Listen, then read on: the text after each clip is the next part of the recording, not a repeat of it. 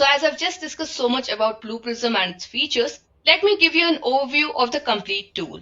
So talking about the tool, we have various components that you need to understand about. So the various components are Process Studio, Process Flow, Object Studio, Application Modeler, Control Room, Exception Handling, and Work Queues. Now talking about Process Studio first, BluePrism processes are basically flow diagrams that are graphical representations of the process that the computer follows. So these processes manipulate data, interact with the external applications, and also perform decisions and calculations. So these processes are created in the Process Studio. So on the left-hand side of the Process Studio, you will see a Stages toolbar, which you can use to create a process. So don't worry, I'll show you when we do the hands-on part. Now let's move forward with the next component, that is Process Flow. So as the name suggests, process flow is the logical structural flow of the various stages defined to automate a repetitive task, right? So how you create a process and the various stages in the process is nothing but a process flow, right? Now moving on to the next component that you need to understand about is Object Studio. So objects are used to interact with an external application to either open or close the application, perform a read and write operation, or navigate through the application, right? So basically what happens is that, these objects are created in the Object Studio. The objects are used in the process with the help of the actions, and each action performs a dedicated task in the process. Also, data can be passed between the process and the object bidirectionally.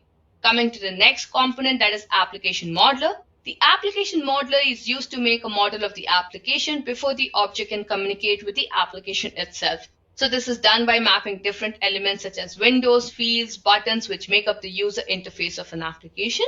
Also, the process of identifying different elements is known as spying, right? So once an element is spied, a unique profile is created to ensure that the application modeler can locate it every time a task is needed to be performed. After the process has been built and tested, it must be published to make it available to the control room.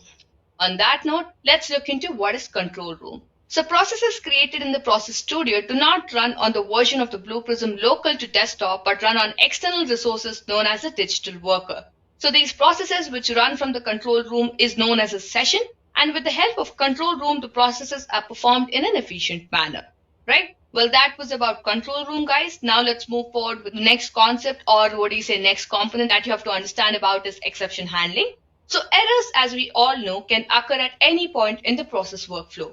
But it's very important to understand how and when the error occurs and how to keep the processes running, even if there are any errors found. Well, exception handling is used to handle such scenarios. In BluePrism, you can handle the exceptions with the recover and the resume stage, right? Now, finally, coming to work queues, which is the last component or the last concept that you have to understand about in the section of tool overview. Well, a process in BluePrism aims to automate repetitive tasks. Here, all the items present in the process are supplied by an external source. So work queues compile these items in a single queue, and these queues have built-in functionalities to record, manage, and store the results of the processes.